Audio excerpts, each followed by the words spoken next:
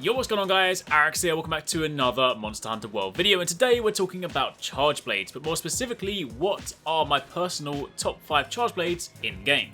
I often get asked in videos or in streams, what X weapon should I make? Is this weapon any good? Which upgrade path should I be going down? And the honest answer to that question is quite simply, make whatever you like. Everything is viable in Monster Hunter, and you should never be afraid to make a weapon just because you think it looks cool or it has an element that interests you. Sure, if you want to be putting out maximum possible damage for a speedrun, there are a few obvious choices, but at the end of the day, the best weapon is whatever you enjoy using.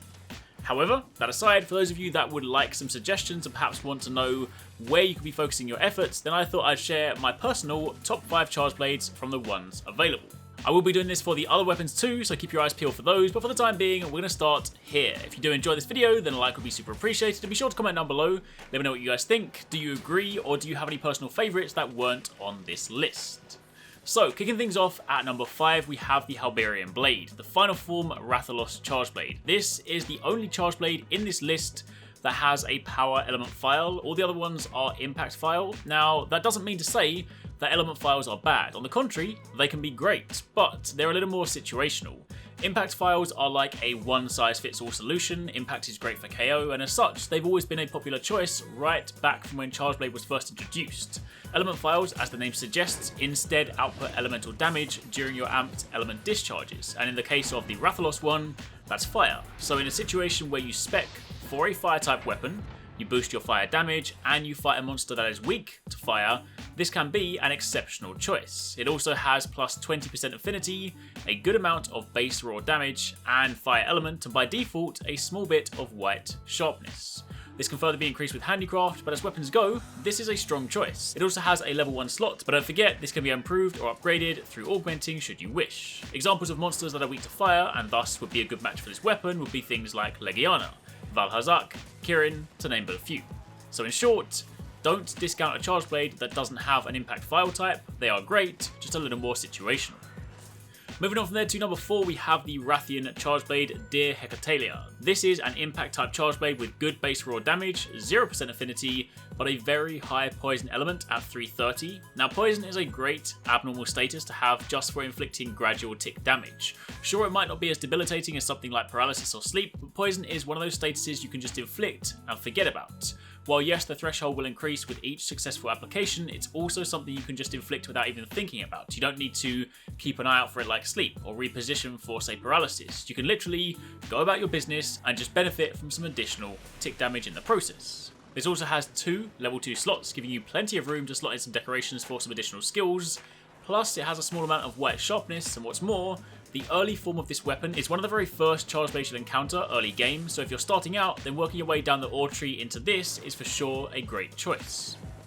Next up, in at number 3, we have the Avenging MAGDA MANUS, the Zora Magdaros charge blade. This is a really cool weapon. I absolutely love the visual design of this, and it's also one of the blast offerings in the charge blade tree. Sure, blast might not be quite as potent as it was in the past, but it's also still an incredibly cool element to play with. When you see the explosion proc mid-combo, it's really satisfying to watch, and it's also some additional damage in the process.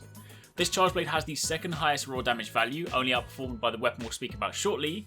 The blast element sits at 210. This does have negative 10% affinity, but in truth that's not a large amount to deal with. You can quite easily counter that with an armor skill, or if you really wanted to, augmentation. And to top it all off, it has an additional plus 20 defense bonus, so if you made this following your second battle with Zora Magdaros as you were working your way into high rank, then the additional defense might just come in handy.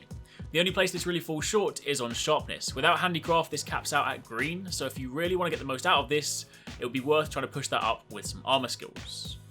Moving on from there to number 2, we have DEVASTATION'S Thorns. This is the final form Nergigante charge blade. A lot of you guys have asked me what this was, having seen it in a lot of my videos, and this is the answer. It's a pretty cool looking weapon, although I do wish the blade was a little different. Given how spiky Nergigante is, I find it strange how so many of the weapons, the final forms, look kind of like bristle brushes more so than they do spikes, but either way, it's still pretty cool.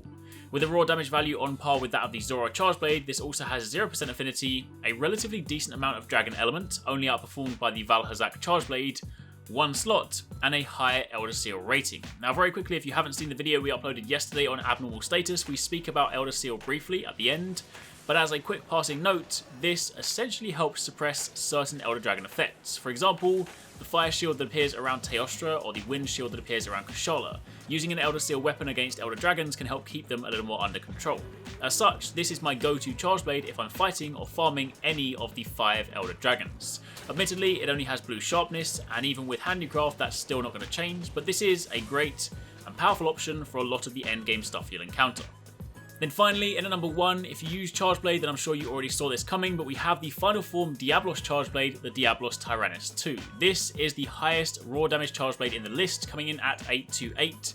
It has blue sharpness by default, but with enough handicraft, you can sneak a tiny bit of white in at the end, and if you pair this with a skill like Protective Polish, which prevents your sharpness from depleting for a short time after sharpening, you can make that white go much further. It does also have the ice element, but in order to activate that, you'll need to awaken it using the free element armor skill, and it also has negative 30% affinity. Now that last bit there, the negative affinity, is like the counterpoint to most of the Diablos offerings, high raw at the cost of affinity.